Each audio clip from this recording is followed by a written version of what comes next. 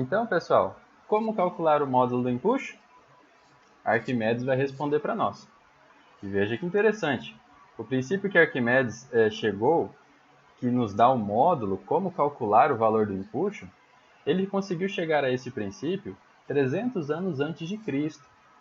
E a formulação que a gente usou aqui para poder chegar no porquê o empuxo surge, são as formulações de Newton, de força resultante, que é lá dos anos 1600.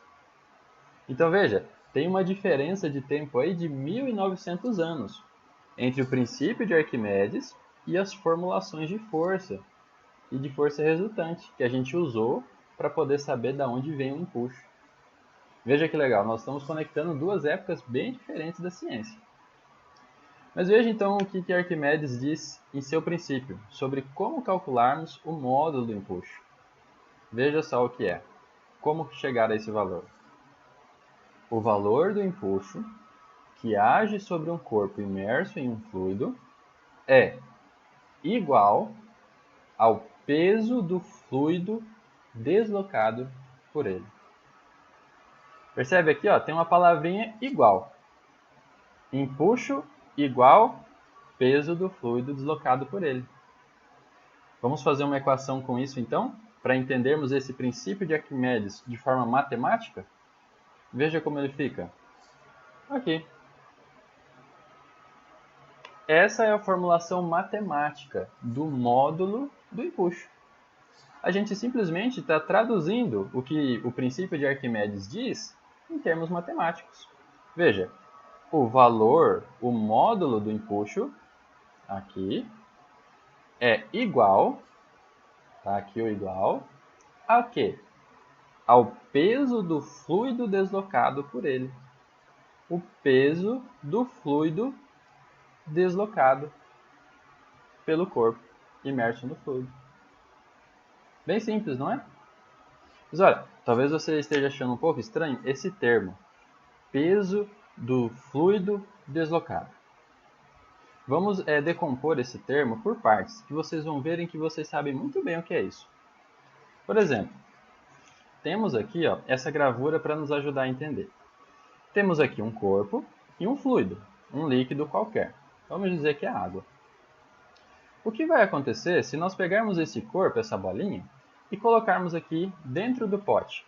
Mergulharmos, soltarmos lá dentro. O que vai acontecer com essa água? Vai derramar por aqui, não é?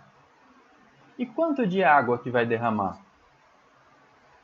Nós podemos ter uma dica bem clara aqui. Para essa bolinha estar nesse espaço, qual foi o volume de água que ela teve que deslocar? O volume que estava aqui, não é? Então veja, o volume deslocado pela bolinha é o volume de água que ela teve que empurrar, deslocar para caber aqui. Se a gente tirasse essa bolinha, a gente poderia colocar esse fluido aqui de volta. Percebe que interessante? Então, o volume deslocado não é nada mais do que isso. Vocês podem ver que vocês sabem o que é isso. Pense, por exemplo, quando você enche o seu copo com muito refrigerante. Enche até o talo o copo. O que acontece se você coloca gelo nesse copo? Geralmente você vai ter que tomar um pouquinho do refrigerante para poder colocar gelo, não é? Por quê? Porque se você colocar o gelo, vai acontecer o que com o seu refri? Ele vai derramar. O gelo vai deslocar o volume de refrigerante que ele precisa para caber ali no copo. Então, esse volume de refrigerante que caiu do seu copo é o volume deslocado pelo gelo. Interessante, né? Então, nós entendemos o que é volume deslocado.